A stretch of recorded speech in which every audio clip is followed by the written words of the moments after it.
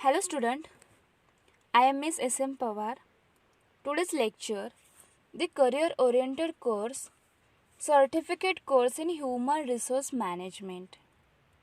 आपण career oriented course certificate course in human resource management याचा study करीत आहोत. यामध्ये पेपर नंबर सेकंड जो आहे recent trends in human resource management याचा स्टडी करतोय. त्यामध्ये तुम्हाला 4 टॉपिकचा स्टडी 1 बाय 1 करायचा आहे. प्रिव्हियस लेक्चर्सपासून आपण युनिट नंबर 1 स्टार्ट केली आहे. त्या युनिट नंबर 1चे टायटल आहे इंट्रोडक्शन टू HRD. यामध्ये ह्यूमन रिसोर्स डेव्हलपमेंट याची जी काही कन्सेप्ट आहे त्याची डेफिनेशन्स, त्याची नीड, स्कोप, फीचर्स यांचा स्टडी या युनिट नंबर 1मध्ये तुम्हाला करायचा आहे. त्याचबरोबर या ह्यूमन रिसोर्स डेव्हलपमेंट मॅनेजर्सला अनेक फंक्शन्स पार पाडावे लागतात. मग ते फंक्शन्स कोणते आहेत त्याचा देखील स्टडी करावा लागणार आहे. पण प्रिव्हियस लेक्चर्समध्ये आपण या HRD मॅनेजर्सचे जे काही फंक्शन्स आहेत, या HRD मॅनेजर्सला अनेक फंक्शन्स करावे लागतात. त्याच्यामध्ये for example recruitment, selection, performance appraisal, management development असे अनेक फंक्शन्स आहेत जे या HRD मॅनेजर्सला या ह्यूमन रिसोर्स डेव्हलपमेंट मॅनेजर्सला करावे लागतात. तर प्रिव्हियस लेक्चर्समध्ये आपण 10 फंक्शन्सचा जे major and most important functions होते त्यांचा स्टडी आपण केलेला आहे. आज या लेक्चर्समध्ये जे उर्वरित फंक्शन्स आहेत त्यांचा स्टडी आज आपण या लेक्चर्समध्ये करणार आहोत. Now let's C functions of HRD managers. The functions of HRD managers. तर असे अनेक फंक्शन्स आहेत जे ह्यूमन रिसोर्स डेव्हलपमेंट मॅनेजर्सला करावे लागतात. एम्प्लॉईची डेव्हलपमेंट करायची असेल तर अनेक फंक्शन्स करणे आवश्यक आहे. मग ते फंक्शन्स कोणते आहेत? तर फर्स्ट फंक्शन आहे रोल ॲनालिसिस. या ह्यूमन रिसोर्स डेव्हलपमेंट मॅनेजर्सला अनेक फंक्शन्स करावे लागतात. त्यामधील फर्स्ट फंक्शन आहे role analysis. Second functions are human resource planning. Third functions are recruitment. Next is selection, placement, induction and orientation, performance appraisal, training, management development, career planning and development, organization development, compensation, social and cultural program, workers participation in management, quality circles, teamwork, communication policies, grievance mechanism and other functions. असे 19 total functions आहेत की जे HRD मॅनेजर्सला human resource development मॅनेजर्सला करावे लागतात. तर यामधील आपण 10 फंक्शन्सचा ऑलरेडी स्टडी केलेला आहे की ज्यामध्ये जो एम्प्लॉई आहे जी ऑर्गनायझेशन आहे त्यामध्ये एम्प्लॉयची आवश्यकता असते. मग त्या एम्प्लॉयचे रिक्रुटमेंट करण्यापासून त्या फर्स्टली त्या एम्प्लॉयची रिक्रुटमेंट केली पाहिजे. नंतर रिक्रुटमेंट केलेल्या एम्प्लॉयमधूनच योग्य तो एम्प्लॉय सिलेक्शन करणे, त्याची योग्य त्या ठिकाणी प्लेसमेंट करणे, त्याचबरोबर त्यांना ट्रेनिंग देणे, त्याने जे काही काम केले आहे त्याचे त्या कामाचे मूल्यमापन करणे म्हणजे परफॉर्मन्स अप्रायझल. त्याचबरोबर मॅनेजमेंट डेव्हलपमेंट करण्याचे काम देखील HRD मॅनेजर्सला करावे लागतात. Career planning and development. तर असे अनेक फंक्शन्स आहेत जे HRD मॅनेजर्सला करावे लागतात.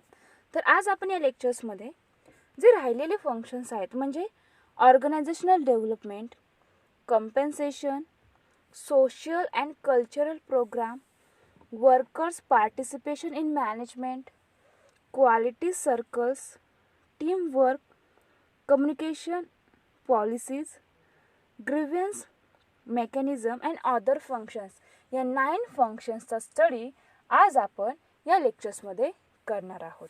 नाव let's see organisation development functions.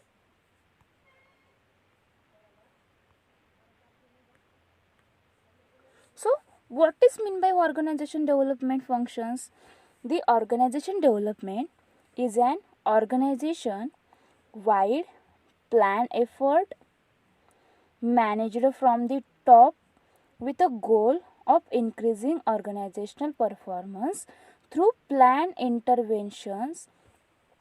Organizational development looks in depth at the human side of the organization.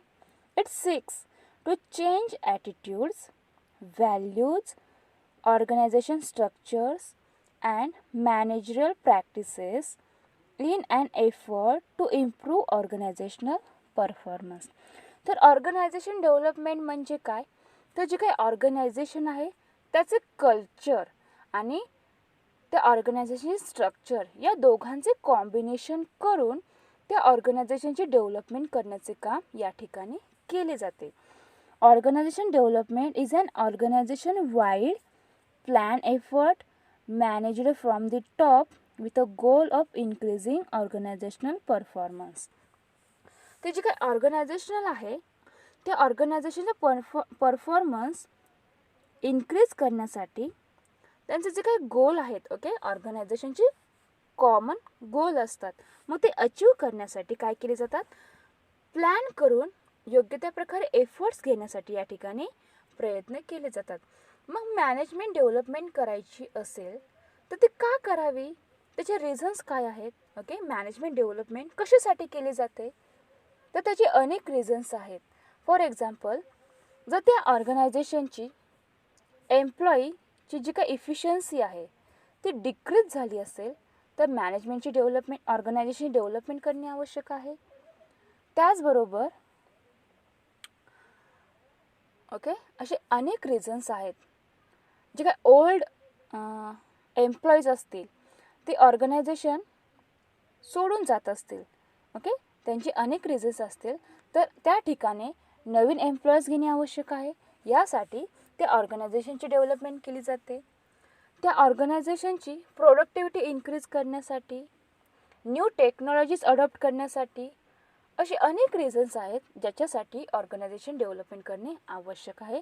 आणि अशी ऑर्गनायझेशन डेव्हलपमेंट करताना अनेक एफर्ट्स घेतले जातात, अनेक टेक्निक्सचा वापर करून अशी ऑर्गनायझेशन डेव्हलपमेंट केली जाते. आणि या HRD मॅनेजर्सला देखील ऑर्गनायझेशन डेव्हलपमेंट करायचे फंक्शन्स, ओके, ते काम करायचे, ऑर्गनायझेशन डेव्हलपमेंट करायचे, ते कशी करायची डेव्हलपमेंट याचे फंक्शन्स या HRD मॅनेजर्सला करावे लागतात. मग ऑर्गनायझेशन डेव्हलपमेंट करताना, त्या ऑर्गनायझेशनचा विकास करताना अनेक टेक्निक्सचा वापर केला जातो. फॉर एक्झाम्पल, MBO टेक्निक म्हणजे मॅनेजमेंट बाय ऑब्जेक्टिव्ह टेक्निक्स, त्याचबरोबर ब्रेन स्टॉर्मिंग टेक्निक, त्याचबरोबर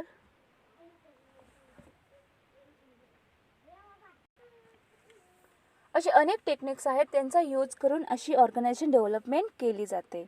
it seeks to change attitudes, values, organisation structures and managerial practices in an effort to improve organisational performance. Okay, organisation development करताना त्या organisation जे काही attitude आहे, जे value आहे, त्याचबरोबर ऑर्गनायझेशन स्ट्रक्चर याच्यामध्ये काय केले जातात, चेंजेस केले जातात, बदल केले जातात. आणि असे चेंजेस करून ती जी काही ऑर्गनायझेशन आहे त्या ऑर्गनायझेशनची, ओके, ऑर्गनायझेशनल परफॉर्मन्स इम्प्रूव्ह करण्यासाठी याची मदत होत असते. त्यामुळे ओके HRD मॅनेजर्सला ऑर्गनायझेशन डेव्हलपमेंट हे देखील अत्यंत महत्त्वाचे काम करावे लागते. याच्यानंतरचे फंक्शन्स आहे कंपेन्सेशन. ओके, कंपेन्सेशन हे देखील फंक्शन्स या HRD मॅनेजर्सला करावे लागते. मग यामध्ये त्यांना काय करावे लागते, तर it is the process of providing equitable and fair remuneration to the employees. Okay, compensation काय आहे, तर एक रेम्युनरेशनचा एक टाईप आहे. जे एम्प्लॉईज असतात, ओके, त्यांनी जे काही काम केले आहे तर त्या कामाचा मोबदला त्यांना वेजेस किंवा सॅलरी यामध्ये मिळत असतो. बट त्यांनी त्या ऑर्गनायझेशनसाठी जी सर्व्हिस प्रोव्हाइड केली आहे, प्रोडक्टिव्हिटी इन्क्रीज करण्यासाठी जी त्यांनी मदत केली आहे, त्यांना रिवॉर्ड देण्यासाठी असं रेम्युनरेशन किंवा कंपेन्सेशन त्यांना दिले जाते. It is the process of providing equitable and fair remuneration to the employees. आणि हे काय आहे? एक प्रोसेस आहे ज्या प्रोसेसमध्ये जे एम्प्लॉई आहेत त्यांना equitable and fair remuneration provide करण्याचे काम या ठिकाणी केले जाते. इट इन्क्लूड्स, यामध्ये अनेक गोष्टी इन्क्लूड आहेत, अनेक गोष्टींचा यामध्ये समावेश होतो. मग यामध्ये job evaluation, wage and salary administration, incentives, bonus, fringe benefits, social security measures, असे अनेक गोष्टी आहेत की याच्यामध्ये इन्व्हॉल्व होतात. म्हणजे जे कंपेन्सेशन दिले जाते ते बोनसच्या स्वरूपात, इन्सेंटिव्हच्या स्वरूपात किंवा वेज अँड सॅलरी ॲडमिनिस्ट्रेशन करून, जॉब इव्हॅल्युएशन करून, त्याचबरोबर fringe benefits, social security measures, असे अनेक स्वरूपात हे कंपेन्सेशन त्या एम्प्लॉयला दिले जाते. मग असे कंपेन्सेशन किती द्यायचे, त्याचा रेट काय असावा, याचे देखील फंक्शन्स त्या HRD मॅनेजर्सला करावे लागतात.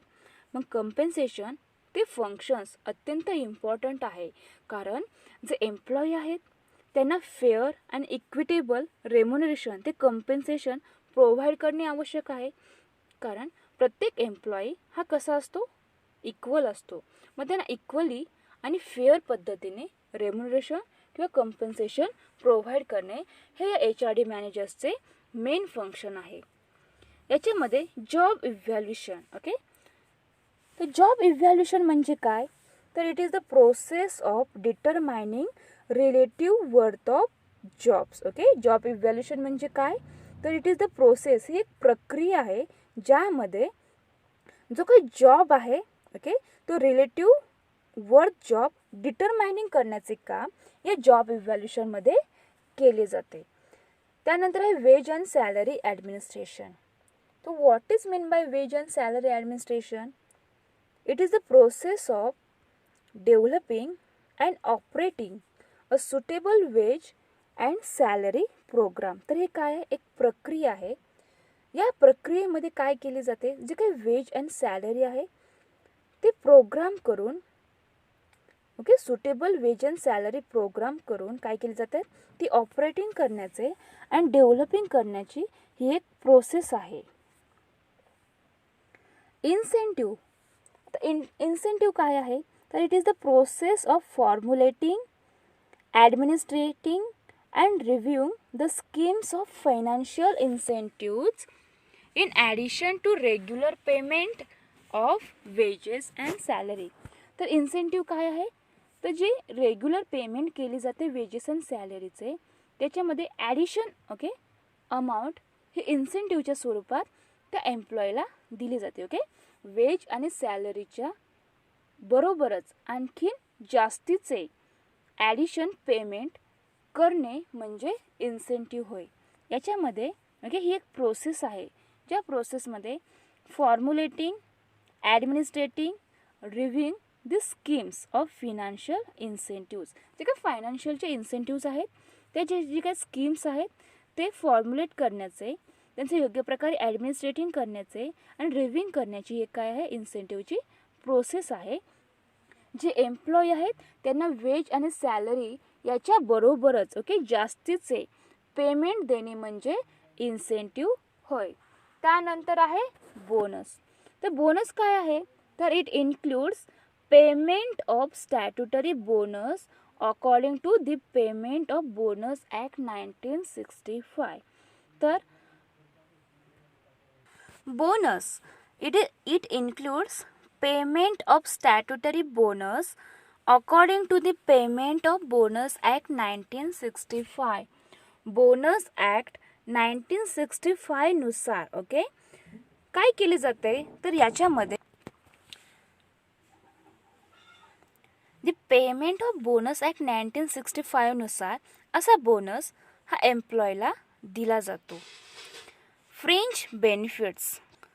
तर फ्रिंज बेनिफिट्स काय आहेत, तर in addition to compensating employees fairly and adequately for their contributions in the performance of their jobs, organizations these days typically pay for a wide variety of supplementary benefits often called fringe benefits. तर fringe benefits कशाला म्हटली जाते?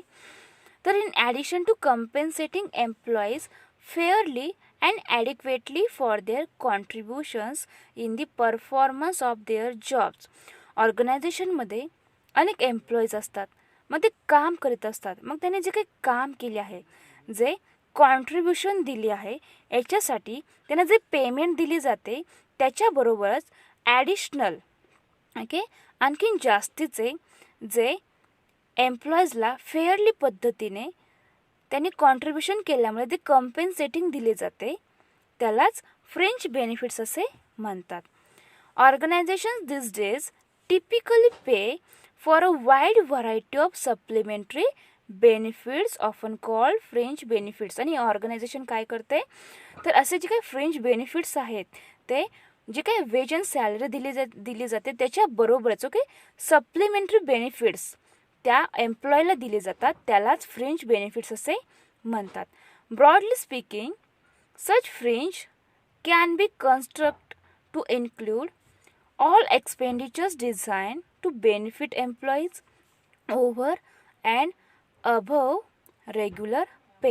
तेव्हा जे regular पे केले जातात त्याच्याचबरोबर supplementary benefits देणे म्हणजे फ्रिंज बेनिफिट्स होय.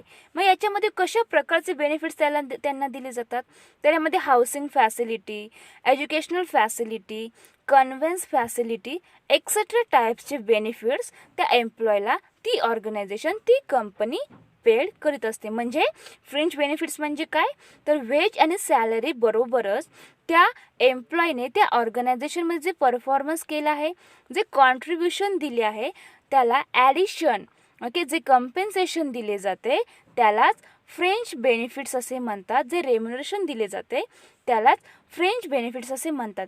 मग असे फ्रिंज बेनिफिट्स हे कशा कोणत्या स्वरूपात दिले जातात, यामध्ये हाऊसिंग फॅसिलिटी जो काय एम्प्लॉई आहे त्याला हाऊसिंग फॅसिलिटी प्रोव्हाइड करणे, त्याचबरोबर त्याला एज्युकेशनल फॅसिलिटी, कन्व्हेन्स फॅसिलिटी असे अनेक प्रकारच्या फॅसिलिटी त्या एम्प्लॉयला देणे त्यालाच फ्रिंज बेनिफिट्स असे म्हणतात. आणि this benefits are the indirect payments employees receive in addition to their direct wages और सॅलरीज. जो काय एम्प्लॉई आहे त्याला वेज अँड सॅलरी दिली जाते, त्याचबरोबर जे ॲडिशन पेमेंट केले जाते आणि हे पेमेंट इनडिरेक्टली असे पेमेंट त्या एम्प्लॉयला केले जाते, त्यालाच फ्रिंज बेनिफिट्स असे म्हटले जाते. मग अशा प्रकारे अशा प्रकारचे ऑल कम्पेन्सेशन त्या एम्प्लॉयला देण्याचे काम ते HRD मॅनेजर्सला करावे लागतात. तर आपण ऑर्गनायझेशन डेव्हलपमेंट आणि कम्पेन्सेशन हे फंक्शन्स HRD मॅनेजर्सला करावे लागतात. मग यामध्ये ते कशा प्रकारे काम करतात याचा स्टडी केला आहे. याच्यानंतरचे फंक्शन्स आहे सोशियल अँड कल्चरल प्रोग्राम. तर सोशल अँड कल्चरल प्रोग्राम्समध्ये कशा प्रकारचे फंक्शन्स ते HRD मॅनेजर्सला करावे लागते, यामध्ये कोणते काम त्यांना करावे लागते, तर social and cultural programs enable the employees to interact closely with each other, open up their cognitions, share the strength etcetera. तर सोशल अँड कल्चरल प्रोग्राम्सद्वारे काय केले जाते, तर जे काही एम्प्लॉई आहेत त्यांनी त्या ऑल एम्प्लॉईज बरोबर ईच अदर्स बरोबर क्लोजली इंटरॅक्ट झाले पाहिजे. त्याचबरोबर open up their cognitions and share this strength. तर त्या एम्प्लॉईनी एकमेकांबरोबर क्लोजली इंटरॅक्ट व्हायला पाहिजे, त्यांनी ओपन अप माइंडनी काय केले पाहिजे, एकमेकांबरोबर कम्युनिकेशन केले पाहिजे आणि त्यांची जी काही स्ट्रेंथ आहे त्यांनी शेअर केली पाहिजे. यासाठी हे सोशल अँड कल्चरल प्रोग्राम्स यामध्ये ऑर्गनाईज करावे लागतात.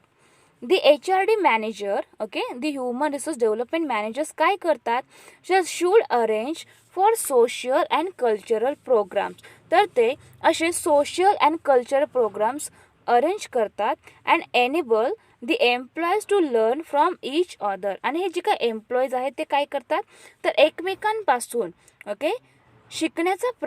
शिकण्याचे काम करतात. याच्यामध्ये असे अनेक सोशल अँड कल्चरल प्रोग्राम्स या HRD मॅनेजर्सना अरेंज करावे लागतात, ऑर्गनाईज करावे लागतात. त्यानंतरचे फंक्शन आहे वर्कर्स पार्टिसिपेशन इन मॅनेजमेंट. यामध्ये काय करावे लागते, तर workers participation in management enables both the managements and workers representative to share and exchange their ideas and viewpoints in the process of joint decision making. तर workers participation in management, जी organisation आहे त्याच्यामध्ये जे management आहे त्या मॅनेजमेंटमध्ये या वर्कर्सने participation व्हावे यासाठी हे HRD मॅनेजर काय करते, हे फंक्शन्स करत असते. ते कशा पद्धतीने त्या मॅनेजमेंटमध्ये पार्टिसिपेशन होऊ शकतात, ओके, त्यांना कशा पद्धतीने ओके त्याच्यामध्ये इन्व्हॉल्व करून घेता येईल याच्यासाठी ते काय करतात, हे वर्कर्सना त्या मॅनेजमेंटमध्ये पार्टिसिपेशन करून घेण्यासाठी वेगवेगळ्या ॲक्टिव्हिटीज ऑर्गनाईज करतात. Workers participation in management enables both the management and workers representative to share and exchange their ideas and view points in the process of joint decision making. मग यामध्ये ओके असे मॅनेजमेंटमध्ये जे manager आहेत आणि जे workers आहेत त्यांनी एकमेकांच्या आयडियाज, त्यांचे व्ह्यू पॉईंट्स त्यांनी यामध्ये शेअर केले पाहिजे, एक्सचेंज केली पाहिजे. जे मॅनेजमेंटच्या डेव्हलपमेंटसाठी योग्य असेल असे आयडियाज, असे व्ह्यू पॉईंट्स त्या एकमेकांनी शेअर करण्यासाठी असे काय केले जातात, असे ॲक्टिव्हिटीज केली जातात. The collaborative decision making process creates a platform for mutual learning and development.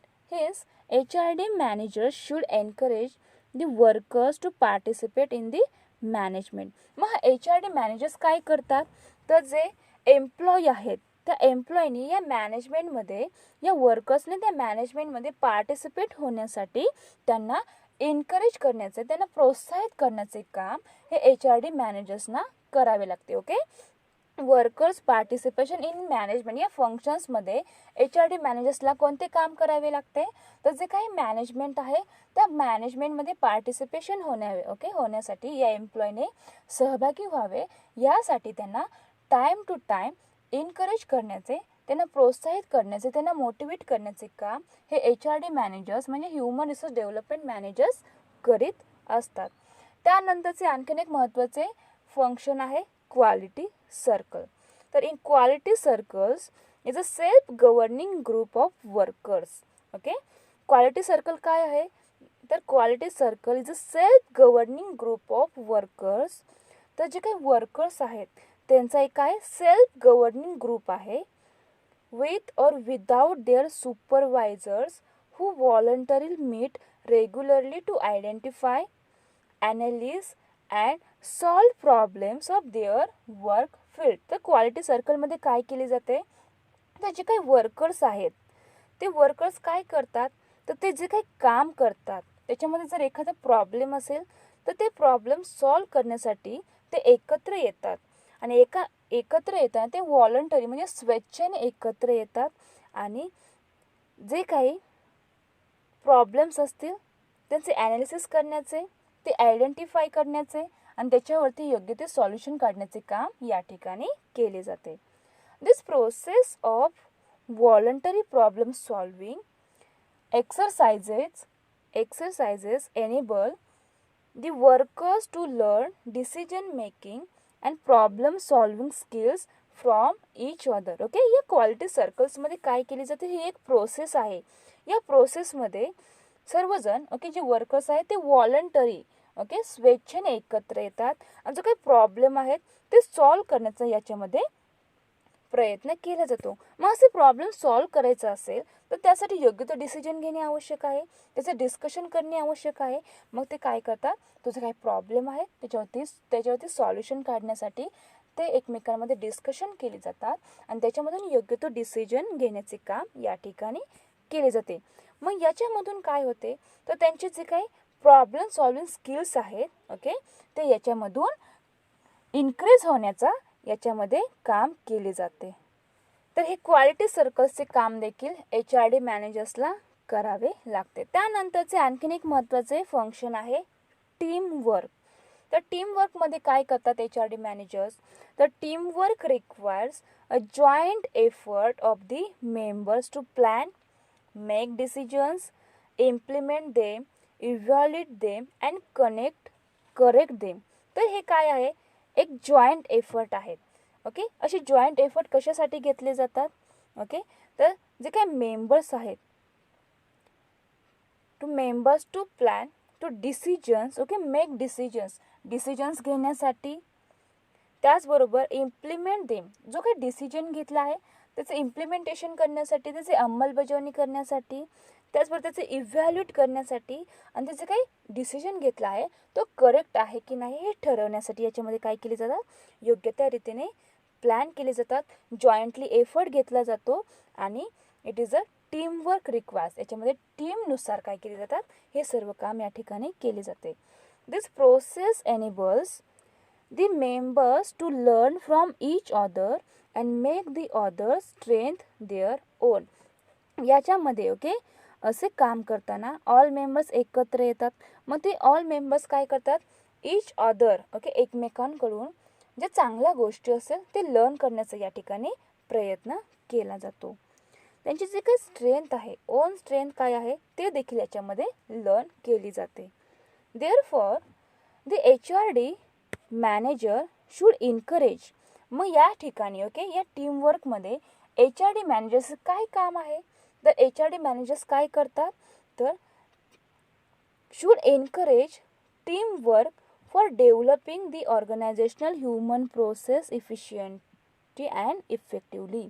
तर ऑर्गनायझेशनमध्ये जे ह्युमन प्रोसेस आहे ती इफिशियंटली अँड इफेक्टिव्हली डेव्हलप करण्याचे काम, ते टीमवर्क ला एनकरेज करण्याचे काम हे HRD मॅनेजर्सला करावे लागतात. त्यानंतरचे आणखीन एक महत्त्वाचे फंक्शन्स आहे कम्युनिकेशन पॉलिसीज. ओके, HRD मॅनेजर्सचे जे काही फंक्शन्स आहेत त्यांचा स्टडी आपण या ठिकाणी करत आहोत. तर यामध्ये आपण ऑर्गनायझेशनल डेव्हलपमेंट, त्याचबरोबर compensation, workers participation in management, quality circle, teamwork, communication policies असे अनेक फंक्शन्स हे HRD मॅनेजर्सला करावे लागतात. त्यांचा स्टडी आपण या ठिकाणी करत आहोत. तर कम्युनिकेशन पॉलिसीजमध्ये कशा प्रकारचे काम या HRD मॅनेजर्सला करावे लागते? तर the free flow of upward communication policies encourage and motivate the subordinates to share their new ideas, experience and other work related issues with their superiors. Business ऑर्गनायझेशनमध्ये जे काही सबऑर्डिनेट्स आहेत, जे सुपेरियर्स आहेत, तर त्यांनी एकमेकांबरोबर कम्युनिकेशन करावे यासाठी या ठिकाणी काय केले जाते? कम्युनिकेशन पॉलिसीज इनकरेज करण्याचे, okay, upward communication policies encourage and motivate the subordinates. या काही पॉलिसीज आहेत तर त्या सबऑर्डिनेट्सला मोटिवेट करण्याचे काम करते, इनकरेज करण्याचे काम करते. कारण त्यांचे जे काही सुपेरियर्स आहेत त्यांनी त्यांच्याबरोबर कम्युनिकेशन करावे हा यांचा पर्पज असतो. मग यामध्ये ओके सबऑर्डिनेट्स सुपेरियर्स बरोबर कशा प्रकारचे कम्युनिकेशन करतात? तर याच्यामध्ये त्यांचे जे काही न्यू आयडियाज असतील ते शेअर करण्याचे काम या ठिकाणी केले जाते. त्यांचा एक्सपिरियन्स, ओके, त्याचबरोबर अदर वर्क रिलेटेड इश्यूज काय असतील तर या सर्वांचे कम्युनिकेशन करण्याचे काम या ठिकाणी सबऑर्डिनेट्स त्यांच्या सुपेरियर बरोबर करीत असतात आणि यांच्यामधून त्या दोघांमध्ये कम्युनिकेशन हे घडून येते आणि त्यामधून मोटिवेट करण्याचे, त्यांना एनकरेज करण्याचे काम या ठिकाणी केले जाते. The superiors in turn learn them as it enables the learning process. The HRD manager should insist the top management to formulate favorable and learning initiative communication policies.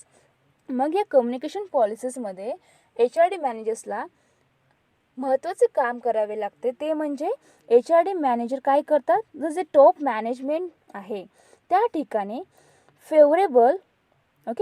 Favourable learning initiative communication policies formulate करण्याचे काम हे या HRD मॅनेजर्सला करावे लागते. Communication पॉलिसीजमध्ये HRD मॅनेजरला कोणते काम करावे लागते? तर ऑर्गनायझेशनमध्ये जे टॉप मॅनेजमेंट आहे त्या टॉप मॅनेजमेंटमधील favourable and learning initiative communication policies formulate करण्याचे काम या ह्युमन रिसोर्स डेव्हलपमेंट मॅनेजर्सला करावे लागते. त्यानंतरचे फंक्शन आहे ग्रीव्हन्सी mechanism.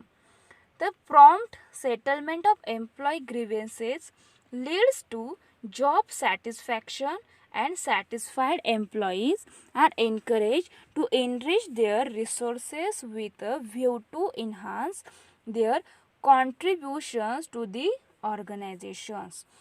As such, the HRD manager should help the top management to design an efficient grievance handling mechanism. या ग्रीव्हन्स मेकॅनिझममध्ये HRD मॅनेजरला कोणते काम करावे लागते, तर HRD manager should help the top management. Okay, हे human resource development manager top मॅनेजमेंटला हेल्प करतात. मग कोणती हेल्प करतात, तर to design and efficient grievance handling mechanism. Okay, efficient grievance handling mechanism design करण्यासाठी टॉप मॅनेजमेंटला हे human resource development managers help करीत असतात. त्यानंतर या ह्युमन रिसोर्स डेव्हलपमेंट मॅनेजर्सचे अदर फंक्शन्स कोणते आहेत, त्यांना इतर कामे कोणती करावी लागतात. The other functions of HRD manager include, तर त्यामध्ये अनेक अदर फंक्शन्स आहेत. For example, to develop a human resources philosophy for their entire organisation and get the top management committed to it openly and consistently.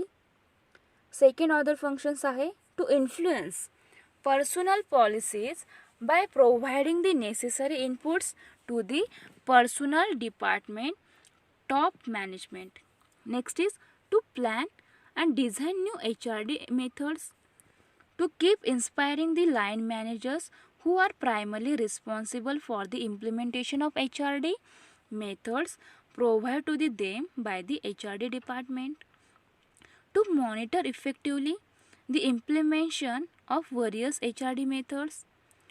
To conduct human process research, organizational health surveys and renewal of exercises periodically. To work with unions and associations and inspire them. तर असे अनेक इतर functions आहेत, other functions आहेत, जे human resource development मॅनेजर्सला करावे लागतात.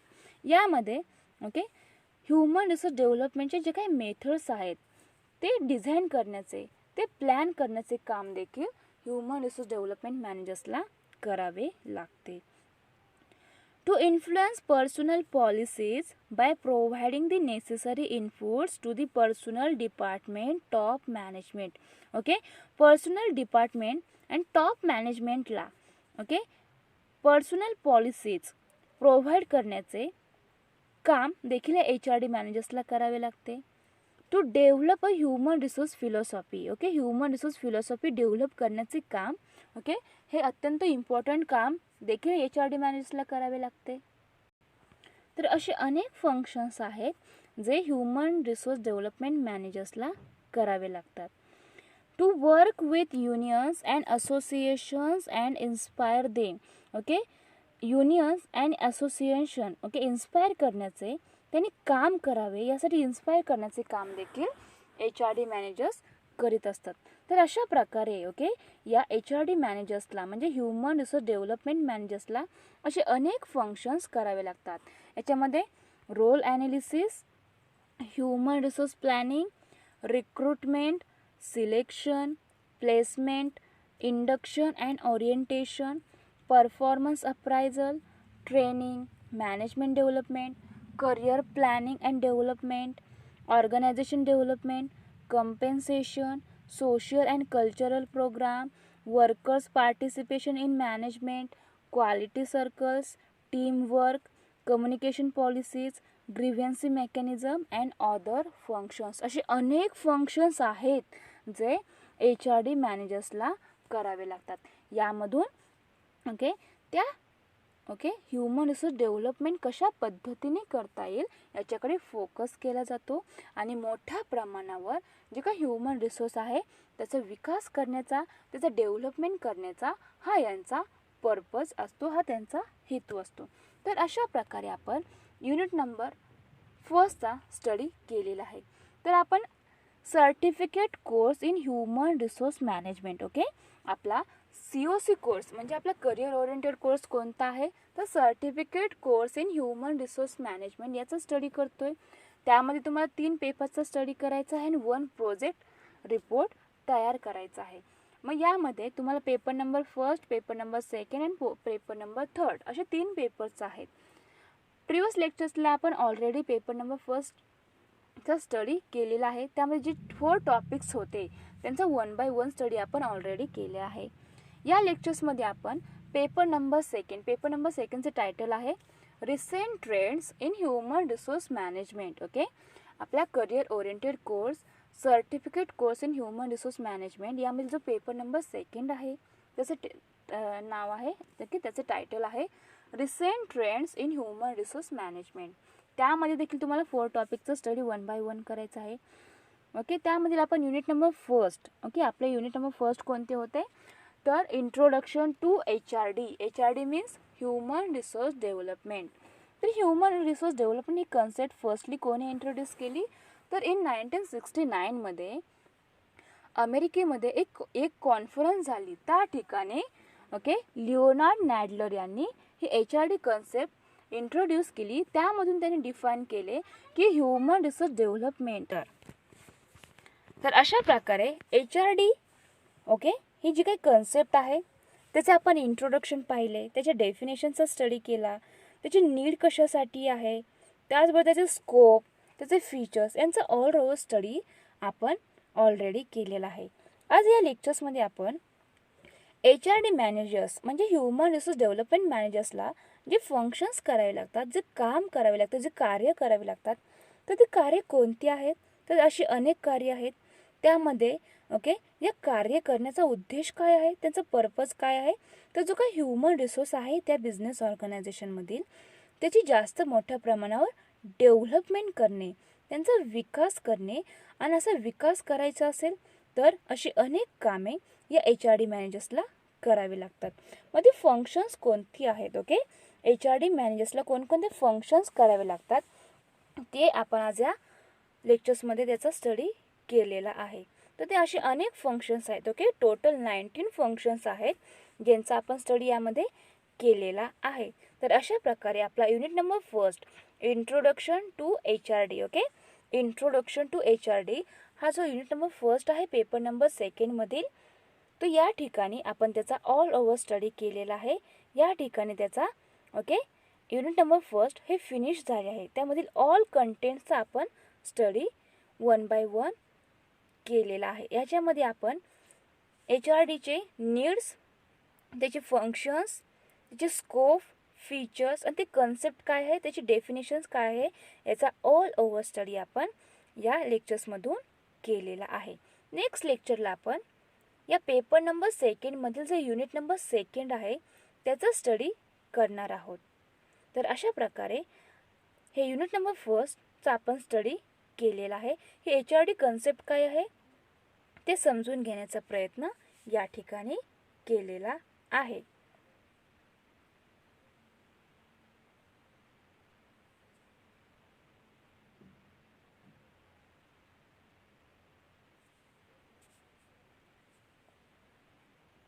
Okay, thank you.